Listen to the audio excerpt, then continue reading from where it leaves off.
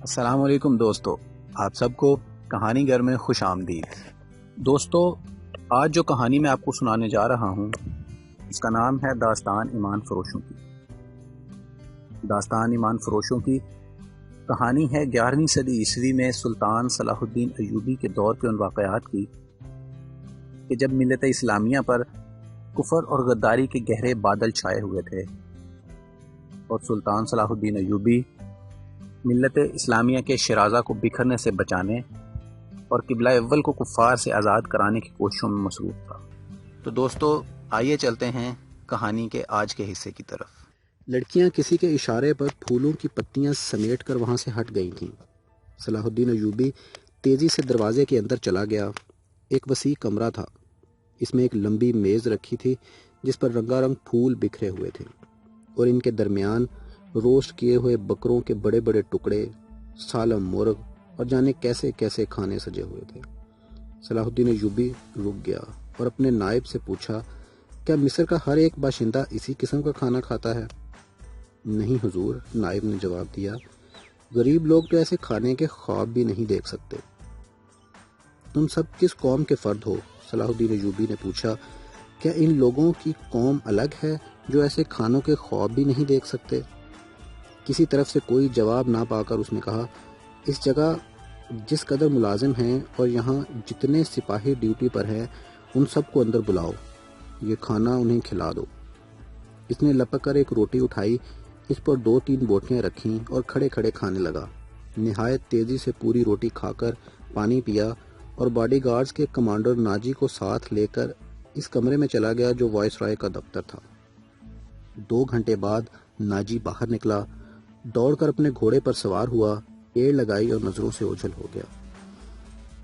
رات ناجی کے خاص کمرے میں اس کے 2 کمانڈر جو اس کے معتمد اور ہمراز تھے اس کے پاس بیٹھے شراب پی رہے تھے۔ ناجی نے کہا، جوانی کا جوش ہے، تھوڑے دنوں میں ٹھنڈا کر دوں گا۔ کم بخت جو بھی بات کرتا ہے کہتا ہے رب کعبہ کی قسم صلیبیوں کو سلطنت اسلامیہ سے باہر نکال کر دم لوں گا۔ صلاح الدین ایوبی، ایک کمانڈر نے تنزیہ کہا، اتنا بھی نہیں جانتا کہ سلطنت اسلامیہ کا دم نکل چکا ہے، اب سوڈانی حکومت کریں گے۔ کیا آپ نے اسے بتایا نہیں کہ یہ 50,000 کا لشکر سوڈانی ہے؟ دوسرے کمانڈر نے ناجی سے پوچھا، اور یہ لشکر جسے وہ اپنی فوج سمجھتا ہے صلیبیوں کے خلاف نہیں لڑے گا؟ تمہارا دماغ ٹھکانے ہے اوروش؟ ناجی نے کہا، میں اسے یہ یقین دلایا ہوں کہ یہ 50,000 سوڈانی شیر اس کے اشارے پر صلیبیوں کے پرخچے اڑا دیں گے۔ لیکن ناجی چپ ہو کر سوچ میں پڑ گیا۔ لیکن کیا؟ اس نے مجھے حکم دیا ہے کہ مصر کے باشندوں کی ایک فوج تیار کرو۔ ناجی نے کہا، اس نے کہا ہے کہ ایک ہی ملک کی فوج مناسب نہیں ہوتی، وہ مصر کے لوگوں کو بھرتی کر کے ہماری فوج میں شامل کرنا چاہتا ہے۔ تو آپ نے کیا جواب دیا؟ میں نے کہا کہ آپ کے حکم کی تعمیل ہوگی۔ ناجی نے جواب دیا، مگر میں ایسے حکم کی تعمیل نہیں کروں گا۔ مزاج کا کیسا ہے؟ روش نے پوچھا۔ ضد کا پکا معلوم ہوتا ہے، ناجی نے جواب دیا۔ آپ کی دانش اور تجربے کے سامنے تو وہ کچھ بھی نہیں لگتا، دوسرے کمانڈر نے کہا۔ نیا امیر مصر بن کر آیا ہے، کچھ روز یہ نشہ طاری رہے گا۔ میں یہ نشہ اترنے نہیں دوں گا، ناجی نے کہا، اسے اسی نشے میں بدمست کر کے ماروں گا۔ بہت دیر تک یہ تینوں صلاح الدین ایوبی کے خلاف باتیں کرتے رہے اور اس مسئلے پر غور کرتے رہے کہ اگر صلاح الدین ایوبی نے ناجی کی بے تاج بادشاہی کے لیے خطرہ پیدا کر دیا تو وہ کیا کارروائی کریں گے۔ ادھر صلاح الدین ایوبی نے اپنے نائبین کو سامنے بٹھائے یہ ذہن نشین کرا رہا تھا کہ وہ حکومت کرنے نہیں آیا اور نہ کسی کو حکومت کرنے دے گا۔ اس نے کہا کہ اسے جنگی طاقت کی ضرورت ہے، اور اس نے یہ بھی کہا کہ اسے یہاں کا فوجی ڈھانچہ بالکل پسند نہیں۔ 50,000 باڈی گارڈ سوڈانی ہیں، ہمیں ہر خطے کے باشندوں کو یہ حق دینا ہے کہ وہ ہماری فوج میں آئیں، اپنے جوہر دکھائیں اور مال غنیمت میں سے اپنا حصہ وصول کریں۔ یہاں کی عوام کا معیار زندگی اسی طرح بلند ہو سکتا ہے۔ صلاح الدین ایوبی نے انہیں بتایا، میں نے ناجی سے کہہ دیا ہے کہ وہ عام بھرتی شروع کر دے۔ کیا آپ کو یقین ہے کہ وہ آپ کے حکم کی تعمیل کرے گا؟ ایک ناظم نے اس سے پوچھا۔ کیا وہ حکم کی تعمیل سے گریز کرے گا؟ وہ گریز کر سکتا ہے، ناظم نے جواب دیا۔ فوجی امور اسی کے سپرد ہیں، وہ کسی سے حکم لیا نہیں کرتا، اپنی منوایا کرتا ہے۔ صلاح الدین ایوبی خاموش رہا، جیسے اس پر کچھ اثر ہی نہ ہوا ہو۔ اس نے سب کو رخصت کر دیا اور صرف علی بن سفیان کو اپنے ساتھ رکھا۔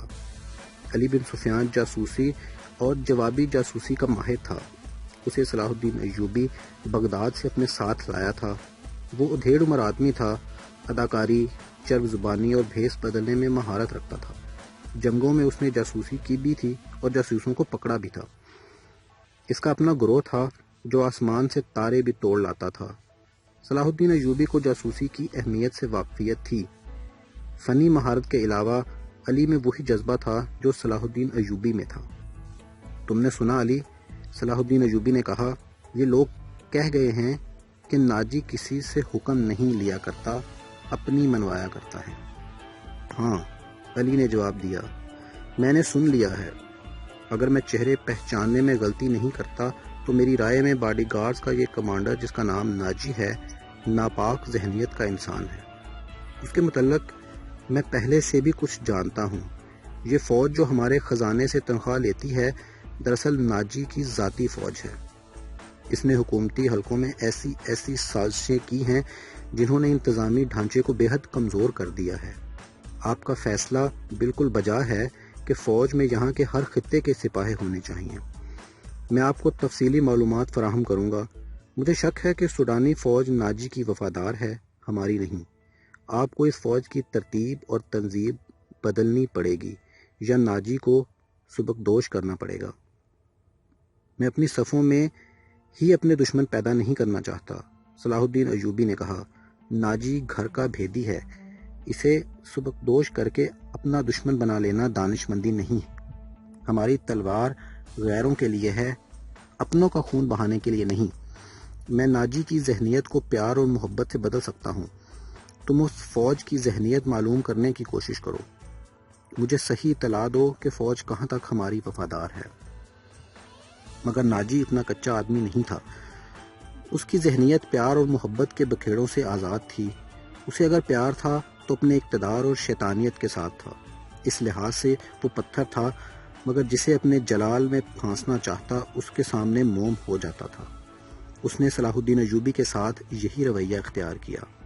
اس کے سامنے وہ بیٹھتا نہیں تھا، حال میں ہاں ملانا جانتا تھا۔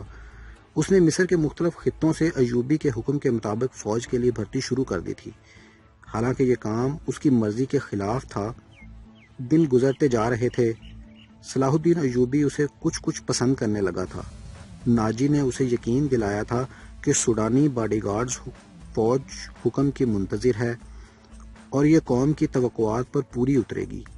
ناجی صلاح الدین ایوبی کو 2-3 مرتبہ کہہ چکا تھا کہ وہ باڈی گارڈز کی طرف سے اسے دعوت دینا چاہتا ہے اور فوج اس کے اعزاز میں جشن منانے کے لیے بیتاب ہے، لیکن صلاح الدین ایوبی مصروفیت کی وجہ سے یہ دعوت قبول نہیں کر سکا تھا۔